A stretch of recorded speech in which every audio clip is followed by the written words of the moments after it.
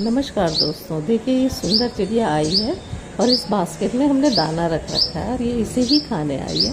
पहले आप इसकी सुंदर मधुर आवाज़ सुनिए, आपका भी दिल खुश हो जाएगा इसकी आवाज़ सुन के।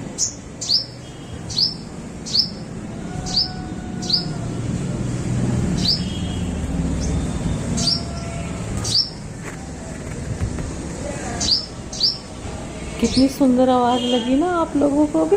ये ऐसे ही आती है। आजकल हमने गर्मी की वजह से दाना और पानी रखना शुरू कर दिया, तो ऐसी चिड़ियाँ अक्सर आती हैं।